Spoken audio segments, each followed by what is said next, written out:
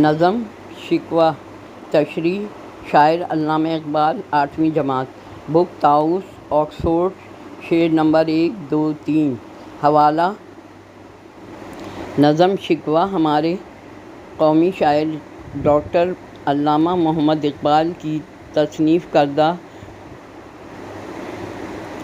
شعری مجموعہ کلام بانگ درا سے ماخوذ کی گئی ہے۔ بند نمبر 1 کیوں ضیاءکار بنوں سود فراموش رہوں، فکر فردا نہ کروں محو غم دوش رہوں، نالے بلبل کے سنوں اور ہمتن گوش رہوں، ہم نوا میں بھی کوئی گل ہوں کہ خاموش رہوں، جرأت آموز میری تاب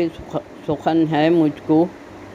شکوہ اللہ سے خاکم بدہن ہے مجھ کو۔ تشریح اس بند میں شاعر اللہ تعالیٰ سے گلہ اور شکوہ اور شکایت کرتے ہوئے کہہ رہا ہے کہ میں بحیثیت شاعر امت مسلمہ کی بھلائی اور بہتری کو بھول کر ان کو نقصان پہنچانے والا نہیں بن سکتا، اور میں آنے والے کل یعنی مستقبل کے لیے ابھی سے سوچ و بچار کیوں نہ کروں، جبکہ مسلمانوں سے ان کی حکمرانی اور آزادی چھین لی گئی ہے تو میں اس دکھ اور غم کو ہر وقت اپنے کندھے اور دماغ پر سوار کر کے گم سم بیٹھا رہوں کہ جس طرح بلبل کا شور و غل اور فریاد کا باغ کے پھولوں پر کوئی اثر نہیں ہوتا، تو میرے خیر خواہ میرے مالک اللہ تعالیٰ کیا میں بھی ایک بے جان پھول کی مانند ہوں کہ مسلمانوں کے دکھ اور تکلیفوں پر ان کے غلام بن جائیں۔ امت مسلمہ کی عظمت رفتہ کا مایوسیوں اور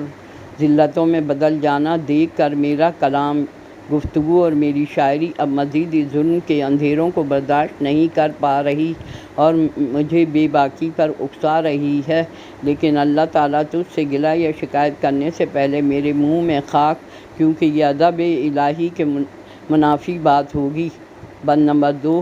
ہے بجائے شیوہ تسلیم میں مشہور ہیں ہم، قصہ درد سناتے ہیں کہ مجبور ہیں ہم، ساز خاموش ہے فریاد سے معمور ہیں ہم، نالہ آتا ہے اگر لب پہ تو معذور ہیں ہم، اے خدا شکوہ ارباب وفا بھی سن لے، خوگر ہم سے تھوڑا سا گلہ بھی سن لے۔ تشریح شاعر اس بند میں اللہ تعالیٰ سے اپنے اور مسلمانوں کے دلی جذبات اور احساسات بیان کرتے ہوئے کہہ رہا ہے کہ یہ بات درست اور ٹھیک ہے کہ ہم مسلمان تیری اطاعت و بندگی اپنے مذہبی فرائض کو بہت فرما برداری سے انجام دیتے ہیں، لیکن اپنی بے بسی سے تنگ آ کر اپنے غم کی داستان سنانا چاہتے ہیں کہ مسلمانوں سے اقتدار چھین لیے جانے کے بعد ہم پر جو سلوک اور ظلم و ستم روا رکھا گیا، حاکمیت اور عروج کے دور کے بعد غلامی اور زوال کی زندگی میں اپنے حقوق پر بولنے پہ پابندیاں عائد کر دی گئیں، جبکہ ہمارے دل ظلم و ستم کی شکایت سے لبریز ہو چکے ہیں، اور پھر ہم آغو فغاں بھی نہیں کر سکتے کیونکہ غلامی کے دور میں مجبور اور لاچار ہو چکے ہیں، لیکن ہم اے اللہ تجھ کو ہی اپنا رب اور مالک ماننے والے مسلمان بندے ہیں، ہم نے ہمیشہ تیری اطاعت و عبادت کو اپنا عادی بنایا ہے اور تیرے فرما بردار بندے ہیں، اس لیے تھوڑی سی شکایت اور گلہ کرنا چاہتا ہوں۔ بند نمبر 3 ہم سے پہلے تھا عجب تیرے جہاں کا منظر،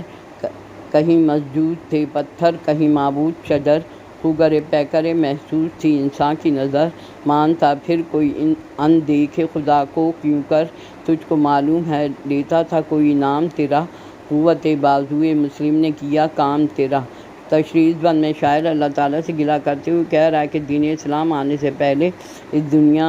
کے ہر مقام کا عجیب اور انوکھا نظارہ تھا، کہیں پتھروں کی بتوں کی پوجا ہو رہی تھی تو کہیں لوگ درختوں کو اپنا خدا مانتے تھے، اور انسانوں کی عادت ہے کہ وہ سامنے موجود وجود اور شکل و صورت کو دیکھ کر ہی یہ مانتا کہ یہ خدا ہے، جبکہ اللہ تعالیٰ کا وجود نظر یا دکھائی نہیں دیتا ہے تو وہ کیسے یہ مان لیتا کہ ایک نظر نہ آنے والی ذات ہمارا معبود و خدا ہے۔ کفر و شرک کے دور میں اللہ کے ہونے یا نہ ہونے کا معلوم نہ تھا، یہ مسلمان ہی تھے جنہوں نے اسلام پھیلانے کے لیے اپنے زور بازو طاقت اور جہاد کے ذریعے کفر و شرک کا خاتمہ کر کے اس میں مبتلا لوگوں کو جگا کر ان کی رہنمائی کی اور مسلمان بنانے کے لیے اللہ کی وحدانیت اور اس کے خالق و مالک ہونے کا پیغام ہمارے دلوں تک پہنچایا۔